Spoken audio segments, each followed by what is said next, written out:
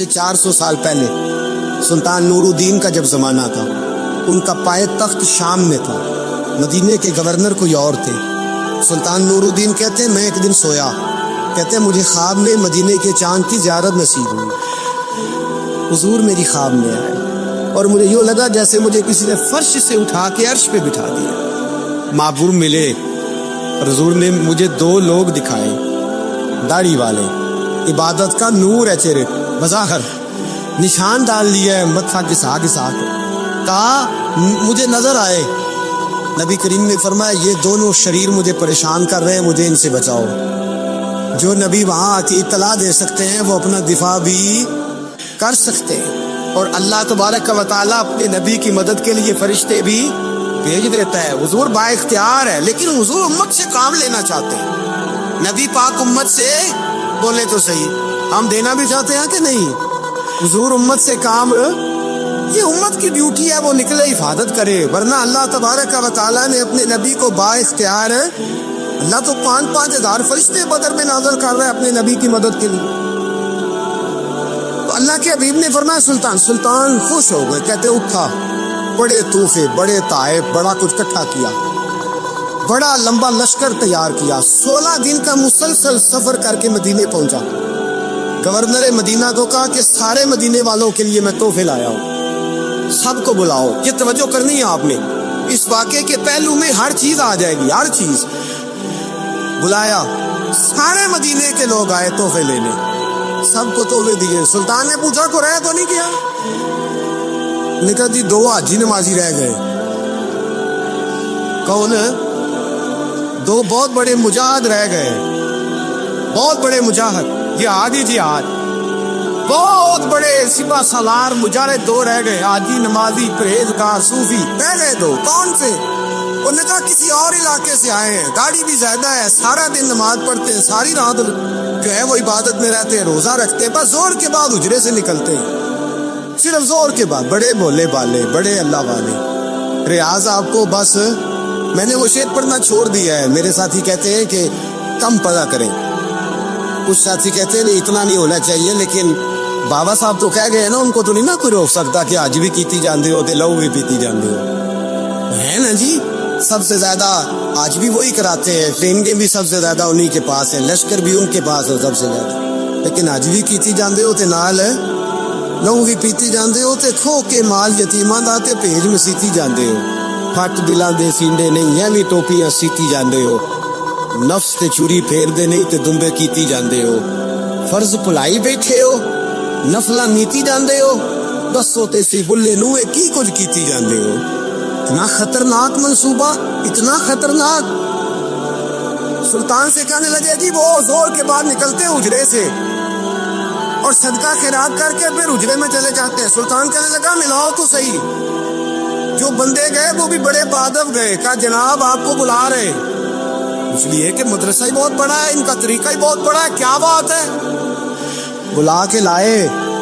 سلطان نے دیکھا تو سلطان کی آنکھیں کھل گئی، کہنے لگے یہ تو وہ 2 ہیں جو مجھے حضور نے خواب میں دکھائے ہیں۔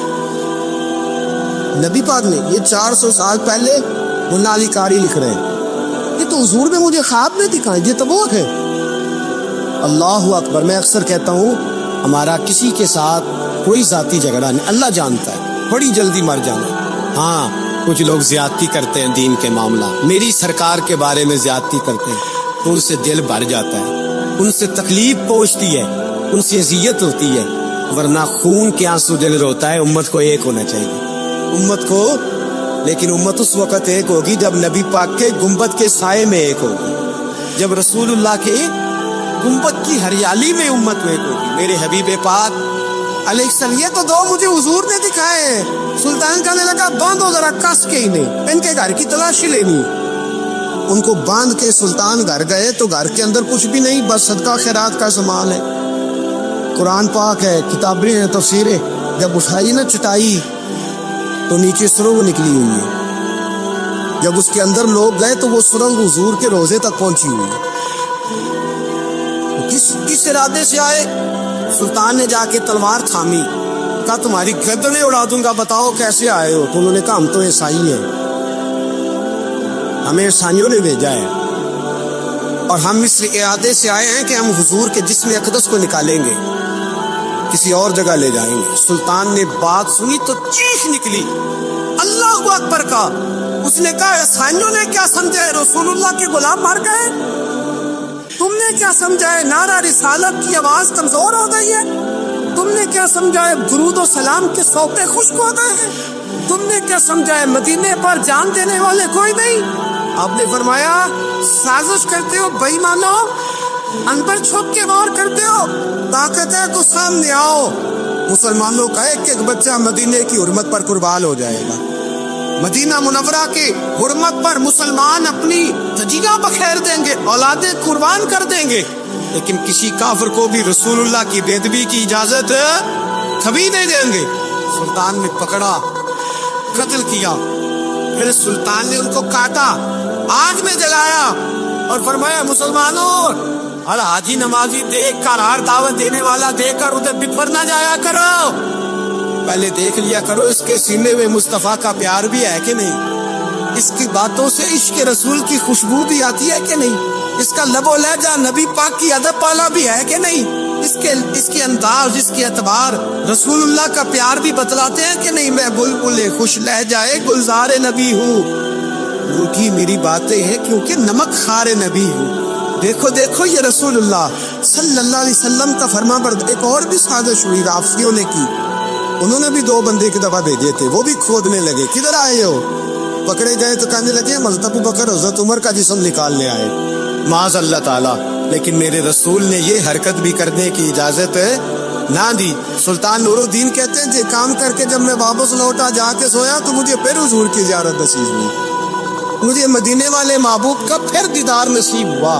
حضور خواب میں آئے، فرمایا حبیب نے بتایا کچھ نہیں، بولے کچھ نہیں، بس مجھے دیکھتے جاتے تھے اور مسکراتے جاتے تھے۔ سلطان نے چاروں جانب کھدوا کے نا خندق، اس میں سیسا ڈلوا دیا، دیواریں پکی کرا دی، کوئی کھودنا بھی چاہے تو پہنچ نہ سکے۔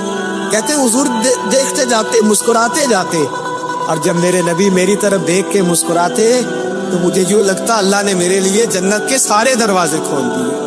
مجھے یوں لگا جیسے جنت کی حوریں مجھے سلامی دینے آئی، مجھے یوں لگا جیسے فرشتے جھونکا آئے ہیں اور مجھے کہتے ہیں کیا تیرا مقدر ہے، کیا تیرا نصیبہ ہے، کیا تیری بات ہے۔ حضرت سیدنا ابو موسیٰ اشعری کہتے ہیں کہ میں نے نا مال غنیمت کی صفائی کی تو 1 دینار مجھے نا کہیں پڑا ہوا مل گیا، تو فرماتے ہمیں اجازت ہوتی تھی کہ 1 دینار ہم اپنی مرضی سے کہیں خرچ کر سکتے تھے، اگر آپ ناراض نہ ہوں تو ہمارے ہاں جب چیئرمین صاحب، ناظم صاحب ٹھیکے دیتے ہیں تو ٹھیکیدار ان کا چھوٹا بھائی ہوتا ہے یا چچا کا بیٹا ہوتا ہے یا خالہ کا بیٹا ہوتا ہے، وہ خود ناظم ہوتے ہیں اور ان کا چھوٹا بھائی ٹھیکیدار ہوتا ہے، یعنی وہ نا سارا کچھ گھر کے اندر ہی رہتا ہے، گھر کے اندر ایک پیسہ دیتا ہے، دوسرا واپس اس کو واپس کر دیتا ہے، گھر کے اندر ہی۔ اب تو خیر ہمارے لوگ سمجھدار ہو گئے، ایک بندہ ایک سیاسی جماعت میں ہوتا ہے، دوسرا دوسری میں، اور تیسرا جس کی بھی حکومت آئی حکومت تو ہماری رہے گی نا، ایک بندہ تو ہے نا اس جماعت۔ یہ اچھا لوگوں نے ایک طریقہ نکالا۔ تو حضرت عمر کے بیٹے گزر رہا تھا تو حضرت ابو موسیٰ اشعری کہتے ہیں میں نے صفائی کی تو 1 دینار نکلا، تو میں نے وہ 1 دینار نا حضرت عمر کے بیٹے کو دے دیا۔ میں نے کہا لو بیٹا اپنے چچا کی طرف سے تحفہ۔ تو گھر جا کے انہوں نے حضرت عمر کو بتایا کہ چچا نے پیسے دیے ہیں، چھوٹے بچے تھے۔ حضرت عمر نے حضرت ابو موسیٰ اشعری کو بلا لیا اور بلا کے فرمانے لگے میں تو تمہیں اپنا دوست جانتا تھا اور تو نے میری اولاد کو ہی دنیا دار بنانا شروع کر دیا، میرے بچوں کو ہی تم نے دنیا دار پیسوں پہ لگانا شروع کر دیا، میں تو تمہیں یار سمجھتا تھا۔ فرمایا تمہیں چاہیے تھا میرے بیٹے کو نصیحت کرتے کہ بیٹا پیسوں سے رب راضی نہیں ہوتا، اس کی رضا والے کام کیے جائیں تو رب راضی ہوتا ہے۔ اور فرمایا تمہیں کوئی اور گھر نہیں ملا تھا تباہ کرنے کے لیے، میرا ہی گھر ملا تھا، اٹھاؤ اپنا دینار اور خبردار آج کے بعد میرے بچوں کے ساتھ یہ والی نیکی نہ کرنا۔ اور ہمارا کیا سٹیٹس ہے، دوستی ہے اس سے جو تحفے زیادہ دے، جو بچوں کو خراب کرنے میں مدد زیادہ کرے اس کے ساتھ گرا۔ حضرت عمر نے گھر پہ اور سب سے بڑھ کر اپنی ذات پہ توجہ کی۔ حضرت ابو مالک رضی اللہ تعالیٰ عنہ کہتے ہیں میں عمر کے پیچھے پیچھے ایک باغ میں گیا، اکثر اس باغ میں جایا کرتے تھے، اور عمر جاتے نا تو درخت کے نیچے بیٹھ گئے اور فرمانے لگے وہ امیر المومنین اللہ سے ڈر جاؤ، ورنہ جس رب نے حکومت دی ہے وہ عذاب بھی بڑا دے گا، ڈر جا رب سے۔ کبھی ساری زندگی حضرت عمر نے اپنا کوئی تعارف نہیں کرایا، کبھی نہیں۔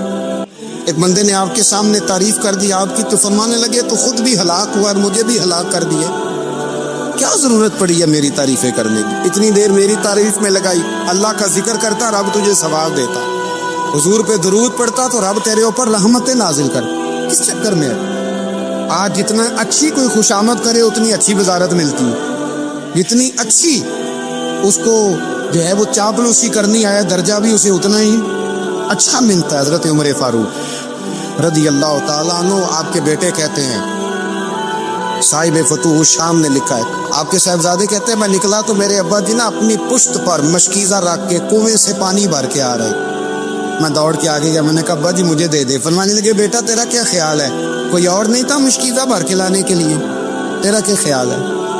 کہا ابا جی بڑے لوگ تھے پر آپ کیوں اٹھا رہے ہیں؟ فرمانے لگے نفس نا ذرا میرا بڑا ہو گیا تھا، اسے ذرا ذلیل کر رہا ہوں، ذرا اپنا محاسبہ کر رہا ہوں، یہ مجھے کہہ رہا تھا تو بڑی چیز ہے، تو میں نا ابھی مشکیزہ گھر رکھ کے آؤں گا، پھر تیری ماں نے مجھے کہا ہے کہ گھر میں لکڑیاں کوئی نہیں جلانے کی، پھر میں جنگل سے لکڑیاں کاٹ کے لاؤں، امیر المومنین بن کے نا تو میرا نفس تھوڑا بڑا ہو گیا۔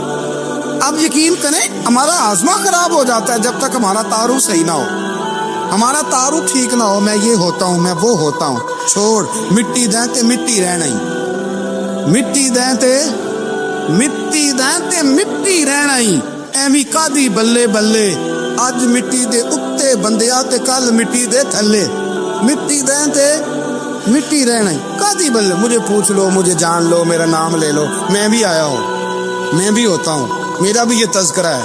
جس کو اپنا تعارف کرانا پڑ گیا اس سے بھی زیادہ کمزور کوئی ہے؟ فوٹو میں دکھاتا پھرتا ہے فلانے کے ساتھ فوٹو فلانے، تو کمزور بندے یہ کام کر۔ حضرت عمر فاروق اللہ اکبر، حضرت عمر جیسا بندہ 24 لاکھ مربع میل کا حکمران، اور شاہ روم کو خط لکھ کے کہتا ہے میں منت نہیں کرتا میں حکم دیتا ہوں، نہ تگڑا بندہ۔ جنگ قادسیہ کے لیے حضرت سعد بن ابی وقاص کو بھیجا، فتوح الشام پڑھ کے دیکھیں، حضرت عمر بڑے پریشان ہیں، اتنے دن ہو گئے کوئی رپورٹ ہی نہیں آئی، اب تو موبائل ہے نا، ایک ایک منٹ کی رپورٹ لیں آپ، بلکہ آپ ایک منٹ کی فوٹو لیں، آپ رپورٹ تو دور رہ گئی۔ حضرت عمر فاروق رضی اللہ تعالیٰ عنہ بڑے پریشان ہیں کہ قادسیہ میں حضرت سعد بن ابی وقاص کے ساتھ لوگ جہاد کرنے گئے، رپورٹ کوئی نہیں آ رہی، اتنے پریشان تھے کہ باہر نکل کے نا اس رستے پہ بیٹھ جاتے جو رستہ قادسیہ کی طرف سے آتا تھا، جو بھی آتا جاتا پوچھتے جنگ کے کیا حالات ہیں۔ ادھر جب اللہ نے فتح دے دی نا تو حضرت سعد بن ابی وقاص رضی اللہ تعالیٰ عنہ نے ایک قاصد کو خط دے کے بھیجا، کہنے لگے عمر کے پاس جاؤ، انہیں اطلاع دو کہ الحمدللہ اللہ نے اسلام کو فتح عطا کر دی۔ یہ حضرت عمر کو جا کے دینا، وہ بڑے پریشان ہوں گے۔ وہ جو اس زمانے میں اس طرح ہوتا تھا کہ کئی دور دور سے صحابہ جو دوسرے شہروں کے ملکوں کے رہنے والے ہوتے تھے وہ بھی آ کر شامل ہو جاتے تھے جہاد میں، کوئی ایک دفعہ مدینے آیا، کوئی 2 دفعہ آیا، پھر اپنے اپنے علاقوں میں بہت سارے لوگوں نے زیادہ دفعہ حضرت عمر کو دیکھا بھی نہیں تھا۔ وہ جو قاصد خط لے کے آیا تھا نا اس نے ایک آدھ دفعہ دیکھا تھا، اب حضرت عمر بوڑھے ہو گئے، وہ پہچانتا نہیں تھا، ادھر سے وہ خط لے کے آگے حضرت عمر مدینے سے باہر نکل کے اس روڈ پہ بیٹھے تھے جو قادسیہ سے آتا تھا۔ جب وہ اس آدمی کو آتے دیکھا تو حضرت عمر اٹھ کے کھڑے ہو گئے، فرمانے لگے قادسیہ سے آ رہے ہو؟ وہ کیا کہتا ہے؟ پھٹے پرانے کپڑے، ٹوٹے ہوئے جوتے، سر پہ پرانی پگڑی، کہنے لگے غلام مدینے کے رہنے والے ہوں؟ حضرت عمر کہنے لگے ہاں مدینے کا ہوں۔ کہا میں قادسیہ سے آیا ہوں، الحمدللہ اللہ نے اسلام کو فتح دے دی ہے، الحمدللہ کفر کی کمر ٹوٹ گئی ہے۔ اس نے یہ بات کر کے تو گھوڑے کو ایڑی لگائی، گھوڑا دوڑنے لگا مدینے کے، حضرت عمر بھی ساتھ ساتھ دوڑ رہے ہیں۔ فرمانے لگے اچھا بتاؤ خالد بن ولید کا کیا حال ہے؟ تھوڑا آگے جا کے فرمانے لگے اسامہ بن زید کیسے ہے؟ وہ کہتے ہیں ٹھیک ہے۔ پھر اس نے اور گھوڑا، عمر ساتھ ساتھ دوڑ رہے ہیں، ساتھ ساتھ 24 لاکھ مربع میل کا حکمران، ایک جوتا پیر سے نکل گیا، عمر دوڑ رہے ہیں۔ آگے جا کے پوچھتے ہیں سعد بن ابی وقاص کا کیا حال ہے؟ کہ حضور وہ بھی ٹھیک ہے۔ کتنے لوگ میرے شہید ہو گئے مسلمانوں میں سے؟ کہنے لگا صحیح گنتی کا نہیں پتا، یہ لفظ ادا ہوتے ہوتے مدینے کی سرحد آ گئی۔ لوگوں نے عمر کو گھوڑے کے ساتھ دوڑتے دیکھا تو کہا امیر المومنین کیوں دوڑ رہے ہیں؟ وہ غلام چھلانگ لگا کے نیچے آیا، قدموں میں بیٹھ گیا، کہنے لگا حضور آپ نے بتایا ہی نہیں آپ امیر المومنین ہیں۔ آپ فرمانے لگے کیا بتاتا ہوں؟ میں تو اونٹ چرانے والے کا پتر ہوں، کیا بتاتا؟ وہ عمر ہوں جس نے اپنے گناہوں کا حساب دینا ہے، کیا بتاتا؟ جو سعد بن ابی وقاص کو جہاد پہ بھیج کے خود بزدلوں کی طرح گھر میں بیٹھا ہے، کیا بتاتا؟ کوئی حیثیت نہیں، کوئی تار۔ تو نے اچھا کیا، تو تو مجاہد تھا، مجھے ساتھ ساتھ دوڑایا، تو نے اچھا کیا۔ جتنے لوگ تھے چیخیں مار کے رونے لگے۔ حضرت فاروق اعظم سے کہنے لگے عمر جب تک تیرے جلوے رہیں گے اللہ کامیابیاں ہی عطا فرمائے گا، جب تک تیرا رنگ رہے گا اللہ تعالیٰ نوازتا ہی رہے گا۔ کچھ نہیں، کبھی اپنا آپ ظاہر ہی نہیں کیا۔ بہت بڑے تھے، بہت بڑے تھے حضرت عمر، بڑے تھے۔ حضرت ابو رافع غلام تھے، قرآن پاک بڑا سونا پڑھتے تھے۔ حضرت عمر جب بھی انہیں ملتے کہتے ابو رافع تو عمر سے اچھا ہے، قرآن بڑا شاندار پڑھتا ہے۔ تو وہ کہتے حضور اگر میں قرآن صحیح پڑھتا ہوں تو آپ کو قرآن کی تشریح زیادہ صحیح آتی، آپ بھی تو مجھ سے افضل ہیں۔ تو آپ فرماتے نہیں، پھر بھی تو مجھ سے افضل ہے۔ کیوں؟ اس لیے کہ تو اپنے آقا کی نوکری بھی ٹھیک کرتا ہے اور رب کی عبادت بھی ٹھیک کرتا ہے، اور مجھے خالی صرف عبادت کرنی ہوتی ہے، وہ بھی ٹھیک نہیں کر پاتا۔ ساری زندگی اپنا محاسبہ، ساری زندگی اپنے گریبان میں دیکھا، ساری زندگی اپنے آپ کو پرکھا، اپنے آپ کو ٹٹولا۔ 65 سال عمر بیت گئی۔ حضرت حذیفہ بن یمان ایک صحابی تھے، میرے نبی کریم علیہ السلام نہ ان سے راز کی باتیں کرتے تھے۔ ہر بندے کا عزمہ ٹھیک نہیں ہوتا، سب سے راز کی بات نہیں کرنی چاہیے۔ حضرت حذیفہ بن یمان کہتے حضور راز کی باتیں بتاتے۔ مدینہ منورہ میں جو منافقین تھے ان کی لسٹ بھی نبی پاک نے حضرت حذیفہ بن یمان کو دی تھی۔ جب کوئی مشکوک آدمی مر جاتا نا تو صحابہ کہتے ہم دیکھتے اگر حضرت حذیفہ نے جنازہ پڑھا ہے تو ہم بھی جنازہ پڑھ لیتے۔ نبی پاک نے بھی کچھ جنازے نہیں پڑھے، ترمذی میں ہے، فرمایا عثمان سے جو بغض رکھے اس کا جنازہ نہیں پڑھیں گے۔ حضرت حذیفہ بن یمان اگر جنازہ پڑھتے تو لوگ پڑھتے، وہ نہ پڑھتے تو لوگ جنازہ نہ پڑھتے۔ حضرت حذیفہ بن یمان کہتے ہیں جناب عمر فاروق کی خلافت کے آخری ایام تھے، کچھ دنوں کے بعد وہ شہید ہو گئے۔ فرماتے آدھی رات کا وقت تھا، میں گھر میں سویا تھا بڑا بے فکر، اچانک میرے دروازے پہ دستک ہوئی، میں گھبرا کے اٹھا، اتنی رات کو کون آیا؟ کہتے قربان جاؤں، دروازے پہ گیا تو امیر المومنین فاروق اعظم دروازے پہ۔ میں نے کہا عمر کوئی حکم تھا تو مجھے بلا لیتے۔ کہنے لگے میں نا امیر بن کے نہیں آیا، تیرا ویر بن کے آیا ہوں۔ امیر المومنین کی حیثیت سے سرکاری کام سے بلاتا تو وہاں بلاتا، مجھے ایک ذاتی کام پڑ گیا۔ کہتے میں نے عمر کو گھر کے اندر بلا کے چارپائی پہ بٹھایا، میں نے کہا حضور میں غریب آدمی، میں کیا آپ کے کام آ سکتا ہوں؟ تو کہتے انہوں نے نا مجھے ساتھ بٹھا لیا، پھر میرا ہاتھ پکڑ لیا، کہنے لگے تو عمر کو جانتا ہے؟ عمر جھوٹ نہیں بولتا، تو جانتا ہے عمر وعدوں کا پکا ہے؟ کہا حضور جانتا ہوں۔ کہا میں اس وقت آیا ہوں جب دیکھ بھی کوئی نہیں رہا۔ حضرت حذیفہ بن یمان کہتے ہیں پریشان ہو گیا، حضور پہلیاں نہ بجھوائے، مہربانی کر بتائیں کدھر آئے ہیں؟ حضرت عمر فاروق فرمانے لگے 62 سال کا ہو گیا ہوں، 63 میں چل رہا ہے، داڑھی سفید ہو گئی ہے، الپک گیا، اٹھ فریدہ ستیا، داڑھی آ گئی پور، اگا نیڑے آ گئی، پیچھا رہ گئی دور، اب قبر اشر کا معاملہ صاف نظر آنے لگا ہے۔ کہا حضور مجھ سے کیا چاہتے ہیں؟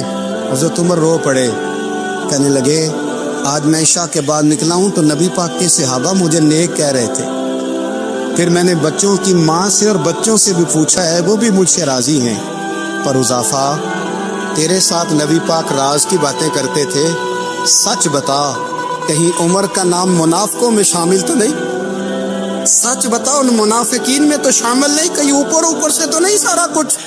حضرت حذیفہ بن یمان کہتے ہیں میں باپ کے مرنے پہ اتنا نہیں رویا جتنا عمر کے سوال پہ رویا۔ میں قدموں میں بیٹھ گیا، میں نے کہا نہیں عمر یہ تو میں نے نہیں سنا، لیکن یہ میں نے نبی پاک سے ضرور سنا ہے کہ میرے بعد اگر کوئی نبی ہوتا تو عمر ابن خطاب ہوتا۔ یہ میں نے اپنے کانوں سے سنا ہے کہ عمر جس گلی سے گزرے شیطان راستہ بدل جاتا۔ یہ میں نے اپنے کانوں سے سنا ہے کہ 950 سال حضرت جبریل جناب عمر کی شان بیان کریں تو پھر بھی بیان نہیں ہو سکتا۔ یہ میں نے ضرور سنا۔ دوستو ساری زندگی حضرت عمر نے اگر دوسروں کا محاسبہ کیا تو اپنا اور اپنے بچوں کا بھی کڑا خیال رکھا، اپنی ذات پر بڑی توجہ دی۔ جو لوگ اپنا بھول جاتے نا، ہمیں اپنی صحت کا بڑا خیال ہے لیکن اپنی روحانی زندگی کا کوئی خیال نہیں ہے۔ قلبی زندگی کا کوئی تصور نہیں ہے. آپ یقین کریں موٹا آدمی کمزور ہونے کے لیے جدوجہد کر رہا ہے، کمزور طاقتور ہونے کے لیے، لیکن جس کو کتنے دن بیت گئے اللہ رسول کی یاد میں رویا ہی نہیں، کتنے دن بیت گئے نہ سننے کو دل ہی نہیں چاہا، جسے مہینوں بیت گئے اور قرآن پاک کی طرف نظر ہی نہیں گئی، وہ فکر مند ہی نہیں. زندگی زندہ دلی کا نام ہے، مردہ دل کیا خاک جیا کرتے ہیں. بھائی حضرت عمر کی زندگی دور حاضر میں ہمیں یہ سبق دیتی ہے کہ کڑی نگرانی رکھو اپنے پودوں کی، کڑا خیال رکھو اپنے ذاتی باغ کا، اور یہ جو تمہارے دل کی دنیا ہے، یہ تمہاری روح کی زندگی ہے، اس کا محاسبہ کرتے رہو. نبی کریم علیہ السلام نے فرمایا اپنا حساب خود کر لو قبل اس کے کہ تمہارا حساب کیا جائے. اپنا حساب ہم ساری دنیا کا حساب کرتے پھرتے ہیں، کوئی کہاں سے کماتا ہے کہاں کھاتا ہے، پر اپنا حساب حضور نے فرمایا حساب کر لو قبل اس سے کہ تمہارا حساب. مولا علی فرماتے ہیں نماز پڑھ لو قبل اس کے کہ تمہاری نماز پڑھی جائے. اپنا محاسبہ کریں، تھوڑا سا نا اوپر دائیں بائیں دیکھنے کی بجائے تھوڑی سی گردن جھکا کے نا. درویش کہتے ہیں برے بندے نو میں لبن ٹریا تے جگ تے ملیا نہ کوئی، اپنے اندر چاتی پائی تے میں تھوں برا نہ کوئی. تھوڑی سی اپنی طرف توجہ دیں. ہم نا بے چین وقت گزار رہے ہیں، بے قرار ہیں، بے سکون ہیں. سبب یہ ہے کہ ہم نے نا اپنا حساب کرنا چھوڑ دیا ہے. حساب کرو گے بے حساب تو بندہ روٹی کھا لے تو بیمار ہو جاتا، اور اگر زندگی بے حساب گزرے، گناہوں کا حساب ہی نہ کیا جائے، تقوی کی طرف توجہ ہی نہ کی جائے، تو پھر زندگی دشوار ہو جاتی ہے. نبی کریم صلی اللہ تعالی علیہ وسلم نے اپنی زندگی ساری آزمائشوں میں گزاری. کہیں آپ کو محسوس ہوتا ہے کہ نبی کریم صلی اللہ علیہ وسلم کسی کے پاس بیٹھے اور فرمایا آؤ میں تمہیں اپنے دکھ سناؤں؟ ہمیں تو مسئلہ بن گیا ہے، ہم لوگوں نے اپنے آپ کو غیر مطمئن بنا لیا ہے. ہم ان ساری چیزوں کی ڈیمانڈ کرتے ہیں جو ہمارے مالک نے مناسب نہیں سمجھی ہمیں دینی. ہمیں اپنے آپ کو مطمئن کرنا چاہیے، سکون میں رکھنا چاہیے. اگر آپ تھوڑا سا اپنے آپ کو سکون دیں، اطمینان دیں، کہیں الحمدللہ، اللہ تبارک و تعالی جہاں جس کو چاہتا ہے وہاں اسے بٹھا دیا کرتا ہے. پھر ہم لوگوں کا منصب چھیننا چاہتے ہیں، حسد کرتے ہیں، بغض پیدا ہوتا ہے، عداوت پیدا ہوتی ہے، نقصان ہوتا ہے. فطری طور پر جو صلاحیتیں اللہ نے دی ہوتی ہیں ان کو بھی زنگ لگ جاتا ہے، زنگ لگنے لگتا ہے ان سب چیزوں کو جو اللہ نے اپنے فضل سے ہمیں دی ہوتی ہیں. تو بات کو یاد رکھیں، زندگی میں آپ مطمئن ہو جائیں کہ رب کریم نے جو دیا ہے وہ کمال ہی دیا ہے، کمال ہی. حضور کی ایک زوجہ محترمہ تھی تو ان کے ہاتھ ذرا لمبے تھے، مومنوں کی ماں.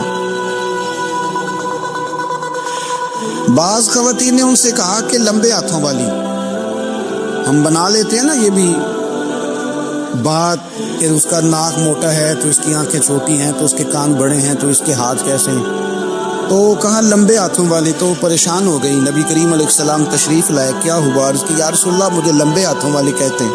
تو حضور فرمانے لگے یہ پریشان ہونے والی بات ہے کہ خوش ہونے والی بات؟ یا رسول اللہ کیا مطلب؟ فرمایا تو کہہ کہ رب نے لمبے ہاتھ اس لیے دیے ہیں تاکہ میں سخاوت زیادہ کر سکوں. میں سخاوت زیادہ، یہ جو میرا چہرہ ہے نا، یہ جو آپ کا چہرہ ہے، یہ آپ کی چاہت ہے کہ اللہ کی؟ فی ای صورت ما شاء رکبک، اللہ فرماتے جیسے میں نے چاہا ہے ویسے تجھے بنایا ہے. تو اگر میرا موٹا ناک، میری چھوٹی آنکھیں، میری بڑی آنکھیں، میرے چپٹے کان، یہ میرے تو نہیں، یہ تو میرے رب کی چاہت ہے. مجھے اپنے موٹے ہونٹوں سے نفرت کرنی چاہیے کہ اللہ کی چاہت سے پیار کرنا چاہیے؟ مجھے اپنے کالے رنگ پر پریشان رہنا چاہیے کہ رب کی چاہت پر مجھے پیار آنا چاہیے؟ اللہ کی چاہت پر پیار کر، یہ چاہت ہے اللہ کی، یہ چاہت ہے. تو اللہ کی چاہت سے محبت کر. تو پریشان ہو رہا ہے فلانے کا رنگ ہو رہا ہے تو میرا کالا ہے، فلانے کا مکان بڑا ہے تو میرا چھوٹا ہے، فلاں بڑی گاڑی میں کیسے بیٹھ گیا؟ بھئی اللہ نے چاہا تھا بیٹھ گیا. اللہ نے میرے لیے سائیکل پسند کی ہے، مجھے الحمدللہ کہہ کے سائیکل پہ بیٹھنا چاہیے. اس نے پسند کی ہے، اس کی رضا ہے کہ میں یہاں رہوں. تو ایک بات تو یہ ہمیشہ یاد رکھیں کہ آپ اپنے آپ کو مطمئن کریں، زندگی میں سکون دیں. نفسیاتی طور پر ہم بڑے ڈسٹرب اس لیے ہیں کہ ہم بے سکون رہتے ہیں جان بوجھ کے، وجہ ہی کوئی نہیں. لیکن جب تک زندگی ہے اللہ نے زندہ رکھنا ہے، اور جب وقت آ جانا ہے تو پھر کوئی ہمیں بچا سکتا تو ٹینشن کس بات کی، ڈپریشن کس بات کا ہے؟ ایک بات۔ دوسری بات یہ کہ دوسروں کی نفسیات کا بھی تھوڑا تھوڑا خیال کریں۔ ہم پتہ کیا چاہتے ہیں، سارے میرے مطابق چلیں، پھر نفسیاتی مسائل پیدا ہوتے ہیں۔ میرے ساتھ اگر 100 بندہ پیار کرتا ہے تو ان کے مطالبے الگ الگ ہیں۔ کوئی کہتا ہے جناب کو پیار ہی کرنا چاہیے، ہر ایک سے مسکرا کے ملنا چاہیے، کوئی کہتا ہے حضرت صاحب اتنا بھی پیار کریں تو لوگ نگل جاتے ہیں، تھوڑی ڈنڈی پٹی بھی ہونی چاہیے۔ دونوں قسم کے لوگ ہیں نا جی۔ ایک وہ شخص ہے جو کہتا ہے اتنا بڑا مجمع ہے تو 2 سیکیورٹی گارڈ بھی ہونے چاہیے۔ تیسرا کہتا ہے جی عجیب عجیب لگتا ہے، گارڈ رکھے ہوں کسی بندے نے، کسی بڑے آدمی، تو یہ ہر بندے کا مطالبہ۔ اب آپ نے کیا کرنا ہے؟ آپ نے لوگوں کے مزاج کی رعایت کرنی ہے۔ جہاں تک آپ پیار کر سکے آپ نے کرنا ہے، جہاں تک محبت کر سکے آپ نے محبت۔ نبی پاک نا بچوں کے مزاج کا خیال کرتے، چھوٹے بچوں، حضور پاس سے گزرتے تو فرماتے السلام علیکم۔ ایک بچے نے نا حضور کے کپڑوں پر پیشاب کر دیا تھا، اس کی ماں پریشان ہو گئی، بخاری ہے، یا رسول اللہ وہ بچہ تھا پتہ نہیں چلا، تو نبی پاک فرمانے لگے کیا ہو گیا، وہ بچہ ہے، اللہ نے پانی پیدا کیا نا، ابھی اس پہ پانی بہائیں گے سب ٹھیک ہو جائے گا، وہ بچہ ہے۔ لیکن حاجی صاحب گھر میں بگڑ جاتے ہیں، پوتا اگر پیشاب کر دے کہتے ہیں میں نماز پڑھنی ہوندی، وہ بگڑ جاتے، پیر صاحب بگڑ جاتے اس بات پہ، علامہ صاحب بگڑ جاتے، شیخ صاحب کہتے ہیں پتہ ہی نہیں بچے نے پیشاب کر دیا ہے۔ حضور نے فرمایا کہ بچہ بچہ ہوتا ہے، وہ چھوٹا ہے، اس کا ایک مزاج ہے، اس کا ایک مطالبہ ہے۔ اب آپ یہ کہیں کہ وہ بڑا مجھے پاک صاف سمجھتا ہے تو اس رویے سے میرے ساتھ وہ ملاقات کرے، آپ اس کے مزاج کی رعایت کریں گے۔ نبی کریم کے غلام کے بیٹے ہیں حضرت اسامہ بن زید، نواسوں کی بات نہیں سنا رہا، زید بن حارثہ حضور کے غلام تھے، ان کے بیٹے ہیں، چھوٹی عمر تھی، ناک بہ رہا تھا۔ ویسے دادا جی ناک صاف کر دیتے ہیں پوتے کا، ہو سکتا ہے وہ ڈانٹ دے کہ چل دوڑ جا کتنا گندا ہے، اماں سے کہا تیرا ناک صاف کرے، چل نالائق، نانا بھی کہا چل بھاگ جا، کیونکہ وہ حاجی صاحب نے وضو کرنا ہے، نماز پڑھنی ہے، تو ان کے قریب یہ چیز آ گئی تو بڑا مسئلہ بن جائے گا۔ نبی کریم صلی اللہ علیہ وسلم نے کہا عائشہ اسامہ کی ناک بہ رہی ہے صاف کر دو۔ حضرت عائشہ کہتی ہے میں ذرا اٹھی کو کپڑا دیکھ لو تو حضور جلدی سے اٹھے۔ ایک روایت تو یہ کہ حضور نے ناک پوچھ دیا، اور دوسری میں کہ نبی پاک قریب پہنچ گئے۔ جناب عائشہ کہتے ہیں میں نے ہاتھ پکڑ لیا، میں نے کہا حضور کپڑا لینے گئی تھی آ گئی، کہتے میں نے اپنے ہاتھوں سے ان کی ناک صاف کر دی، ریڑھ صاف کر دیا۔ اللہ کے رسول گویا میری طرف دیکھ کے مسکرائے، حضور راضی ہوئے۔ بچے تو بچے ہوتے ہیں، بچے تو بچے ہوتے ہیں۔ اب آپ کو بچہ حاجی صاحب مانے، پہلے نمازی صاحب مانے، آپ کو پہلے بچہ جو ہے وہ بڑا سیانا مانے، سمجھدار مانے، عقل مند مانے، پیر صاحب مانے، چھوٹا بچہ تو نہیں مان سکتا۔ آپ اس کی نفسیات کے مطابق اس کے ساتھ چلیں۔ اب رویہ وہ رکھیں کہ وہ بچہ ہے، وہ چھوٹا ہے، اس حضور بچوں کے پاس سے گزرتے تھے تو انہیں سلام کہتے تھے، آپ بھی کہتے ہیں، آج سے کہیں گے، حضور گزرتے چھوٹے کہتے السلام علیکم۔ اور نبی پاک صلی اللہ علیہ وسلم کبھی کبھی نا بچے کھیل رہے ہوتے تو حضور بیٹھ جاتے، فرماتے یار میرے سینے سے تو لگو، حضور زمین پہ بیٹھ جاتے، بچہ یوں ہاتھ پہ، بچہ دوڑا آتا، حضور کے سینے سے جب لگتا تو نبی پاک گر جاتے اور فرماتے ہوئے تم نے تو مجھے گرا دیا ہے۔ یہ بچوں کے ساتھ آپ جو رویہ رکھیں گے وہ میٹھا ہوگا۔ اب آپ کہیں گے چونکہ اب میں ایک عہدے پہ ہوں، میں ایک منصب پہ ہوں، تو یہ آپ کی نفسیاتی کمزوری ہے۔ پھر کیا ہوتا ہے، بچوں کو ڈانٹ کے رکھا جاتا ہے، بے جا ڈانٹ ڈپٹ، بے جا سختی، اور بے جا ان کے ساتھ رویے، اور ان کے ساتھ بڑی عجیب و غریب قسم کی جو ہے وہ ہماری جو ہے وہ گھٹن کیپ آ جاتا ہے بچوں کے درمیان۔ بچے، میں کہا کرتا ہوں، پھر بچے ہمیں دکھ نہیں سناتے، وہ پھر غلط آدمی کو دوست بناتے ہیں، پھر اس غلط آدمی کو اپنی بات بتاتے ہیں، غلط آدمی رازدار بن جاتا ہے۔ آپ ان کی نفسیات کے مطابق ان سے پیار کریں، انہیں ٹائم دیں، آپ دیکھیں یہ کیا سوچتے ہیں، کیا کہتے ہیں، اس طرح کا ان کا رویہ ہے بچوں کے ساتھ۔ پھر نوجوان جب کوئی ہو جاتا ہے تو اس کی سوچیں جوان ہو جاتی ہیں۔ نوجوانوں سے معذرت کے ساتھ نبی پاک علیہ السلام نے نوجوانوں کی حکومت سے پناہ مانگی، نوجوانوں کی حکومت سے پناہ مانگی ہے، اس لیے کہ نوجوان بڑی جلدی پیار بھی کرتا ہے اور بڑی جلدی نفرت بھی کرتا ہے، سوچیں مضبوط نہیں ہوتی۔ नौजवान आदमी, जवान आदमी, बिखरी हुई सोचें होती हैं। मेरे रसूल करीम सल्लल्लाहु अलैहि वसल्लम नौजवानों से उनके मिजाज के मुताबिक डील करते थे, उनकी तबीयत के मुताबिक उनकी ज़हन साजी करते। हम ना जवानों को वक्त नहीं देते, हम मुतालबा करते हैं नौजवान से कि वो है नौजवान, बातें बूढ़ों वाली करे। अगर जवानी में बूढ़ों वाली बातें करे तो फिर तो शेख सादी कहते हैं सारे बूढ़े छोड़ के उस नौजवान के पास बैठो, उसके पास फैज़ ज़्यादा है। अगर ऐसा हो जाए, क्योंकि दर जवानी तौबा करदन शेवाए पैगम्बरी, ये तो अच्छी बात है, लेकिन मेरे अजीज अगर ऐसा ना हो, ऐसा मुमकिन ना हो, तो फिर नौजवान को आप उसकी तबीयत के मुताबिक डील करें। आप उसकी सोच देखें, उसका रवैया देखें, उससे प्यार करें। नबी करीम अलैहिस्सलाम के पास एक नौजवान दाखिल हुआ, अंदर दाखिल होते ही उसने फटाफट एक बात कर दी, कहने लगा या रसूलल्लाह मुझे जिना की इजाज़त दे दी। मेरे जज्बात बहुत भटक गए, मैं रोक नहीं सकता।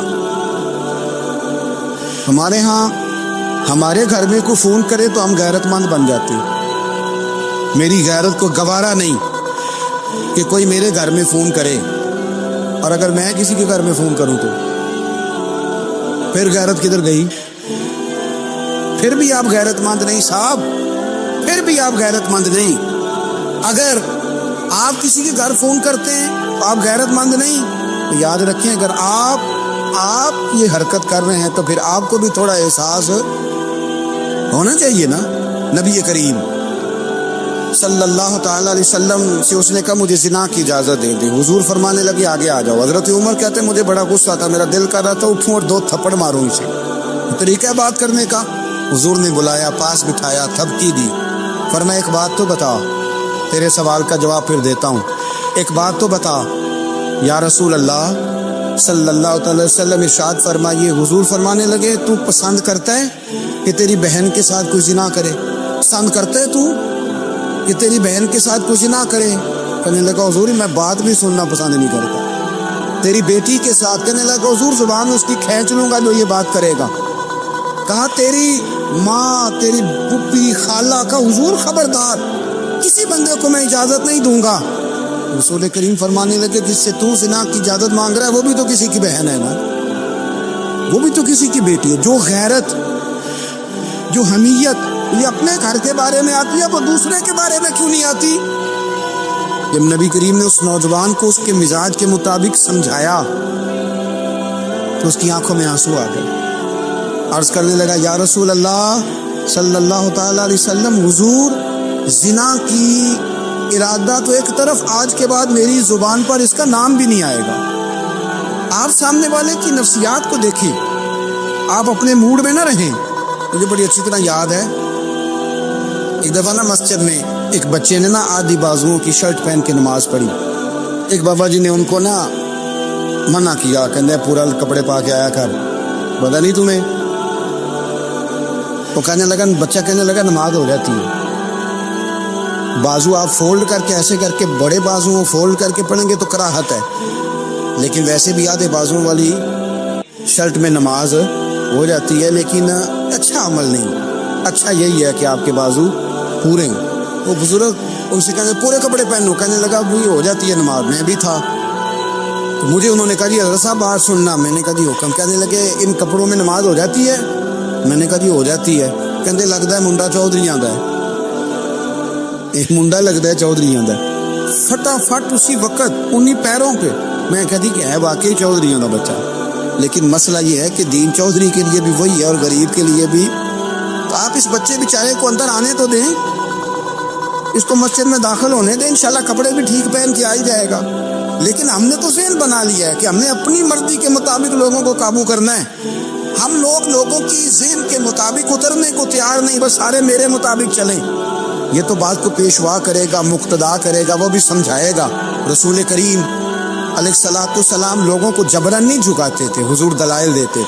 नौजवान बच्चों को मौका दें, इन्हें समझाएं, इन्हें कायल करें, इनसे प्यार करें, इनकी नफ्सियात को समझें, उसके मुताबिक इनके साथ आप डील करें, फिर आगे बढ़ें।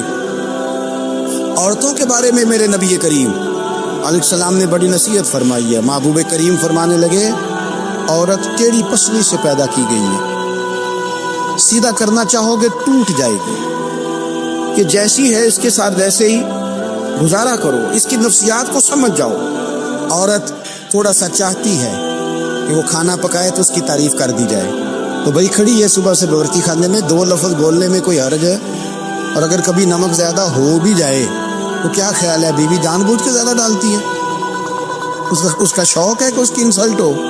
ہمارا رویہ اتنا سخت ہوتا ہے، بعض اوقات اتنا تکلیف دہ ہوتا ہے کہ اس سے جذبات کو ٹھیس پہنچتی، مزاج میں خرابی آتی۔ تھوڑی تعریف دیکھیں، عورت چاہتی ہے تھوڑا سا کہ میرے خاندان والے، میرے سسرال والے میری تھوڑی عزت کریں، تو وہ اگر سارا کچھ چھوڑ چھاڑ کے آ گئی ہے تو اس طرح ہم اپنی بیٹی کے لیے ذہن رکھتے ہیں عزت کا، اگر تھوڑا اس کے لیے بھی بنا لیں گے تو میرا خیال ہے کوئی حرج والی بات ہے۔ ہم نا لوگوں کا خیال رکھنے کی بجائے لوگوں کو چڑھاتے ہیں۔ ناراض تو نہیں ہو جائیں گے آپ؟ نہیں، رحم دینے لگتا ہے تو سا ہو جانا بھائی، چڑھاتے ہیں لوگ۔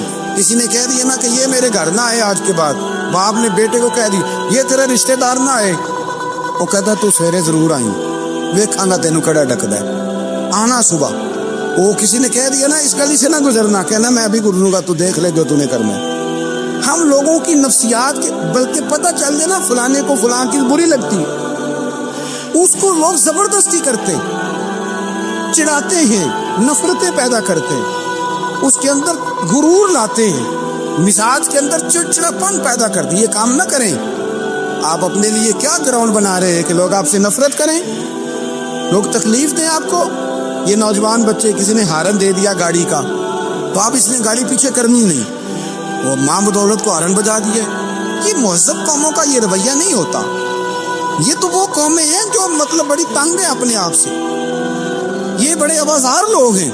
ٹھنڈے رہیں، میٹھے رہیں، پیار کریں، دوسروں کے جذبات کا احساس کریں۔ نبی کریم صلی اللہ تعالیٰ علیہ وسلم نے ایک دن حضرت عائشہ صدیقہ سے کہا عائشہ تیرے ساتھ ایک بات نہ کروں، حضور کریں؟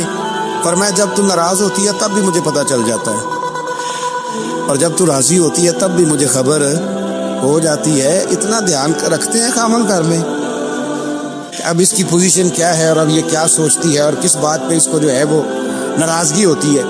مجھے جب تو راضی ہوتی ہے تب بھی پتہ ہوتا ہے ناراض۔ تو حضرت عائشہ کہتی ہے نہیں حضور ایسی تو بات ہی کوئی نہیں، آپ بتائیں۔ تو حضور فرمانے لگے جب میں کسی اور زوجہ کے پاس تھوڑا وقت گزار لیتا ہوں زیادہ اور جب میں آتا ہوں تو ناراض ہوتی ہے۔ یا رسول اللہ آپ کو کیسے پتا؟ فرمایا بتاؤں؟ حضور بتائیں۔ فرمایا اس وقت جب تو قسم اٹھاتی ہے تو کہتی ہے لا و رب ابراہیم، مجھے ابراہیم کے رب کی قسم، اور جب تو مجھ سے راضی ہوتی ہے تو کہتی ہے لا و رب محمد، مجھے محمد کے رب کی قسم۔ تو پھر حضرت ابراہیم کا نام لے لے کے حضرت عائشہ کہنے لگی محبوبہ قربان جاؤں، بات بالکل ٹھیک ہے، ایسے ہی ہے یا رسول اللہ، بالکل ایسے ہی ہے۔ جب تھوڑی خفگی ہوتی ہے تو میں یہ کام، تو حضور تو لوگوں کے مزاج کا خیال کرتے تھے، نبی کریم کو تو پتہ ہوتا تھا۔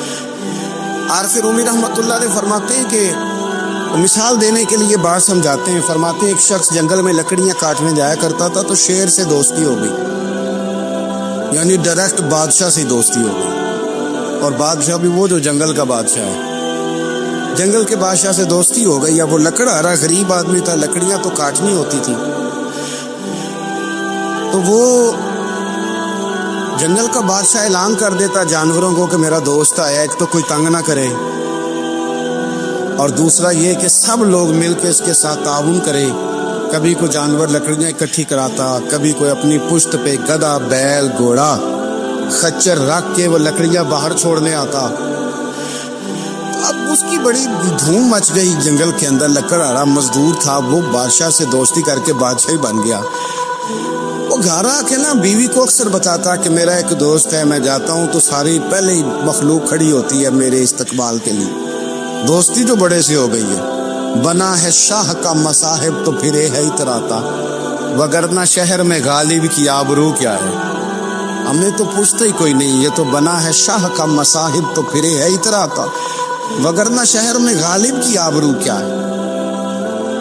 تو وہ لوگوں کو بتاتا، بیوی کو بھی بتاتا دوست ہے، تو بیوی کہنے لگی اتنی تو تعریفیں کرتا، یہ نہیں بتایا کہ وہ جنگل کا شیر ہے، بس میرا دوست بتا دیا۔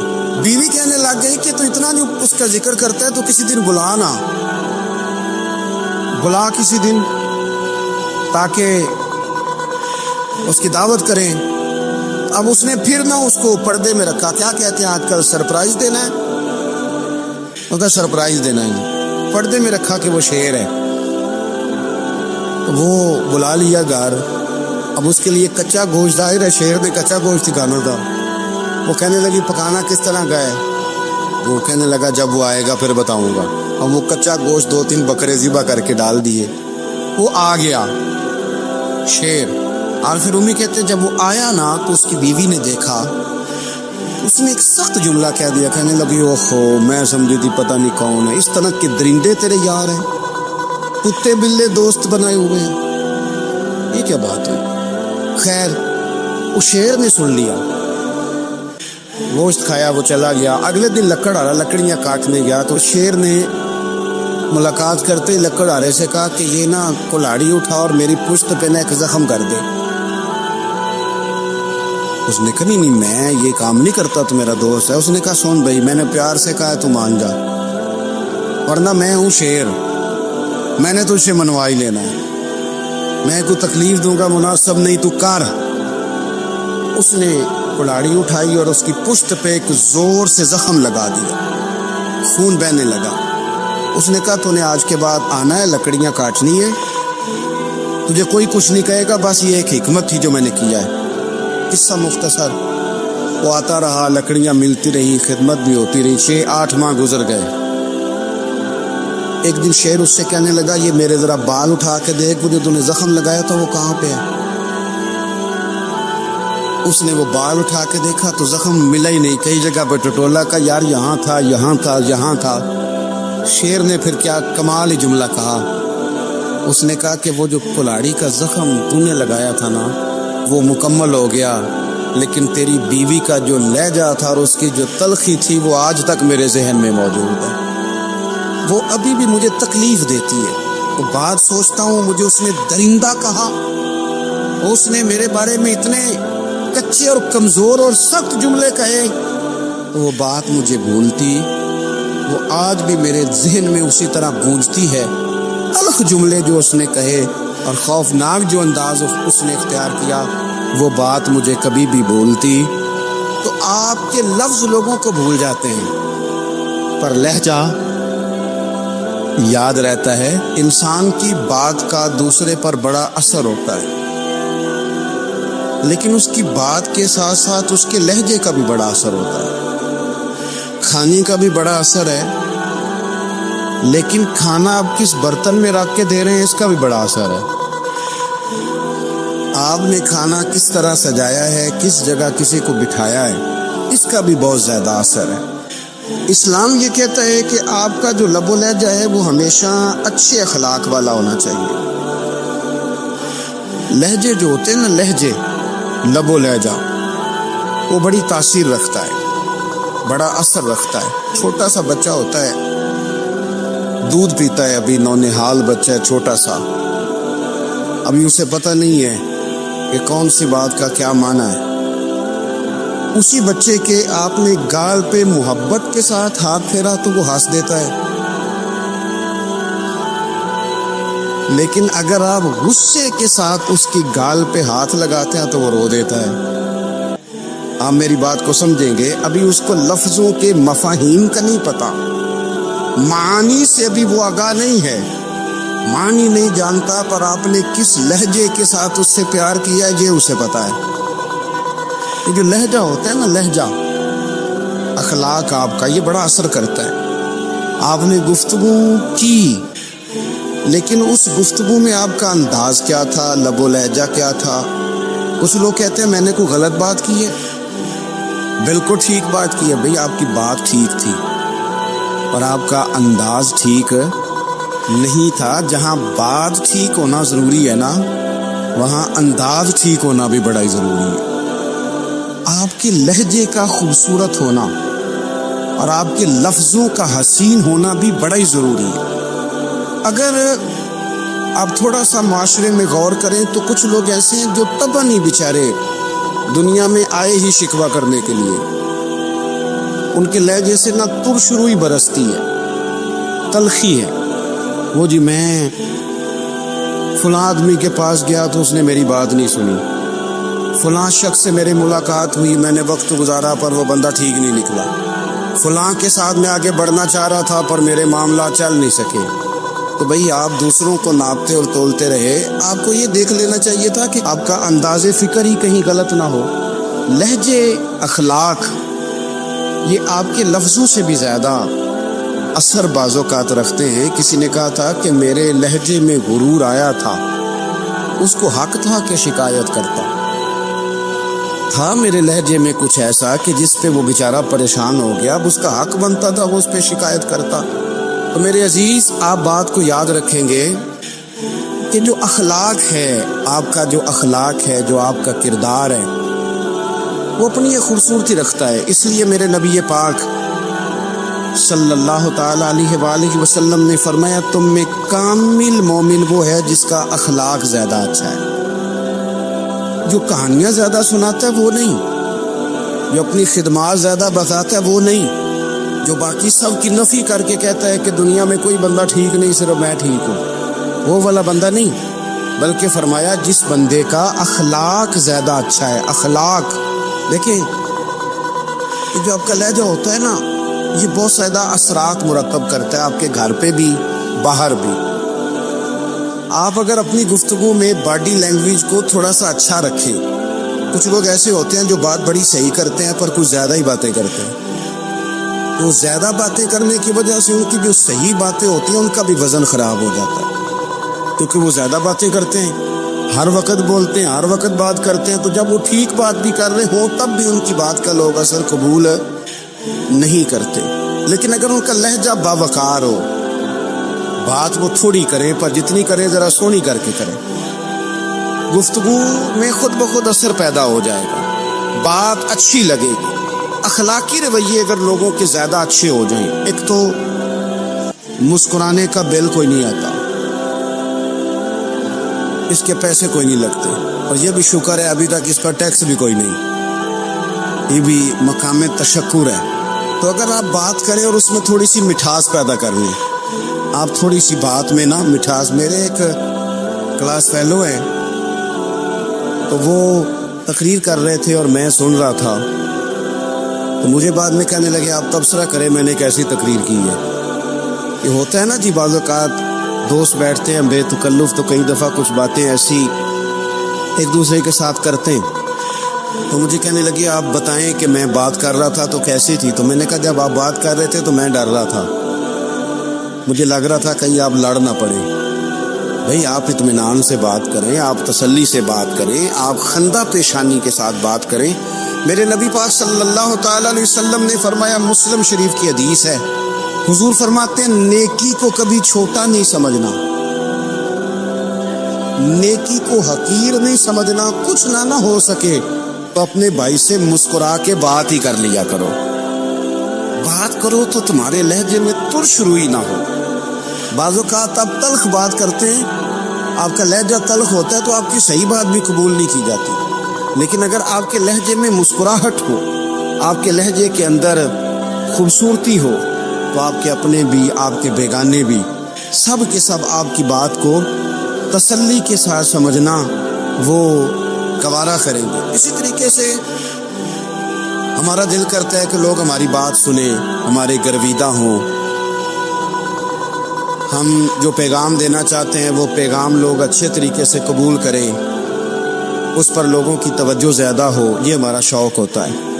اور دنیا میں اب تو فیمس ہونے کا شوق بڑا بڑھ گیا ہے، اب بڑا بڑھ گیا، اب تو لوگوں کو نا شاید لوگ مقبولیت اسی کا نام لیتے ہیں کہ میرے اتنے لائکس ہیں، اتنے فالور ہیں، اتنے سارے لوگ ہیں تو شاید میں بڑا مقبول ہوں۔ یاد رکھنا، قابلیت سے زیادہ قبولیت ضروری ہوتی ہے۔ فالور کیا کریں گے اگر رب بھی راضی نہ ہوا تو؟ لائکس کیا کریں گے؟ اگر تو قبول ہو جائے تو پھر چلو کسی لائکس کا بھی فائدہ ہے، کسی فالور کا بھی، اور اگر قبول نہ ہو تو پھر کوئی فائدہ جنوں پریتم اپنا آنکھ ہی نہ وہ اجے سہاگن ہو ہی نہیں۔ تو جب وہ قبول کر لے پھر تو بڑی بات ہے، اور اگر قبولیت نہ ہو تو پھر بڑے بڑے مجمع بھی کوئی فائدہ نہیں دیتے۔ ہماری خواہش ہوتی ہے کہ لوگ ہمیں جانیں، لوگ ہمیں پہچانیں۔ اللہ تعالیٰ علیہ وسلم نے ارشاد فرمایا، حضرت ابو ہریرہ رضی اللہ تعالیٰ عنہ روایت کرتے، حضور فرمانے لگے، تم مال کے ذریعے لوگوں کو اپنا گرویدہ نہیں بنا سکتے، پیسے دے کے لوگوں کو پیچھے نہیں لگا سکتے۔ کتنے کو دو گے؟ دیکھیں نا، پیسوں سے تو بندے کا لالچ شروع ہو جاتا ہے، ایک دفعہ دیں، پھر دوسری دفعہ دیں، پھر تیسری دفعہ دیں، روز دیں گے تو بندہ راضی ہوگا، اور اگر آپ نے 99 دفعہ دیا، ایک دفعہ نہیں دیا تو وہ ناراض ہو جاتا ہے۔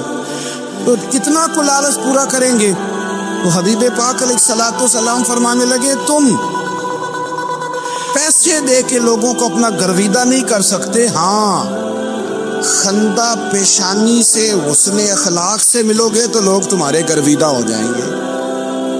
تمہارا اخلاق، تمہاری خندہ پیشانی، تمہارا اچھا کردار، یہ لوگوں کو گرویدہ کر سکتا ہے۔ مال و دولت سے لوگ گرویدہ نہیں ہوتے۔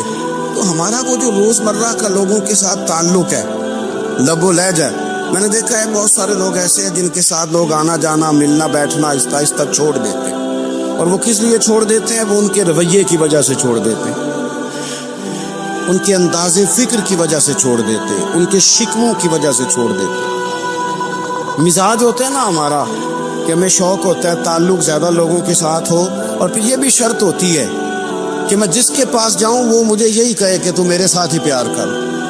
ایک صاحب مجھ سے کہنے لگے کہ یہ میں محفل کراتا ہوں، آپ بھی تشریف لائیں، اور میں 20 علماء کو بلا چکا ہوں، اور بڑے بڑے نامور نام انہوں نے میرے سامنے لیے۔ میں نے ان سے پوچھا کہ جو نام آپ نے لیے ہیں اور آپ کی تصویریں بھی ساتھ ہیں، میں الحمدللہ تسلیم کر گیا ہوں آپ کی بات کو، لیکن سوال میرا یہ تھا کہ کیا آپ نماز بھی پڑھتے ہیں؟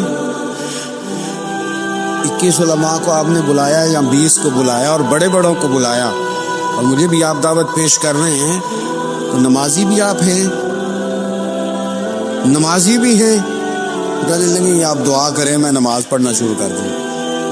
میں نے ان سے کہا، خدا کے بندے، اب اگر تو کسی اور کو بتائے گا کہ 20 اتنے بڑے لوگوں سے میرا تعلق کر پڑتا میں نماز بھی نہیں، تو لوگ کیا سوچیں گے کہ 21 مولوی مل کے بھی ایک بندے کو نمازی نہیں بنا سکتے۔ تو آپ اپنے لب و لہجے سے صرف باتوں سے گرویدہ کسی کو کر لیں گے؟ آپ یہ دیکھیں کہ اخلاق کس طرح کا ہے، لہجہ کس طرح کا ہے، آپ کی بات کرنے کا انداز کتنا حسین ہے، اس لفظ کے اندر حسن کتنا زیادہ ہے۔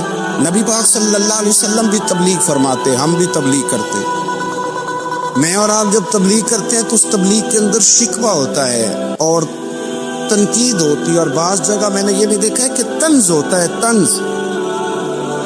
ہم دوسرے کو دین کی دعوت رہے ہیں، لیکن ہمارے لب و لہجے سے طنز اور ترش روئی چھلکتی ہے۔ تو دولت کے پیچھے لگ گیا ہے، تو بالکل جاہل ہے، تو بالکل تیرے خاندان میں سے بھی کوئی نہیں ادھر آتا۔ آپ طنز کر رہے ہیں، آپ دعوت دین نہیں دے رہے۔ دعوت دین تو گلدستے میں رکھ کے پیش کی جاتی ہے، اس کی تو ایک خوبصورتی ہے، اس کا تو ایک حسن ہے، اس کی تو اپنی ایک جاذبیت ہے، اس کی اپنی ایک نورانیت ہے۔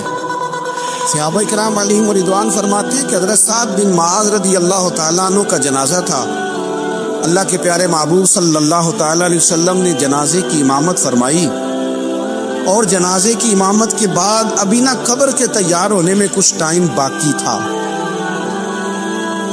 تو حضور زمین پہ تشریف فرما ہوئے، لوگ قبر کی تیاری میں ہیں۔ بعض اوقات ہوتا ہے نا ابھی قبر نہیں تیار ہوئی، تو کہتے ایک لکڑی کے ساتھ حضور نے زمین کریدنی شروع کر دی، اور دیر تک حضور نے چہرہ نور کو زمین کی طرف جھکائے رکھا، گویا زمین شرف دیدار حاصل کرتی رہی۔ دیر تک چہرہ نور جھکا رہا زمین کی جانب، حضور نے رخ نور کو پھیر لیا۔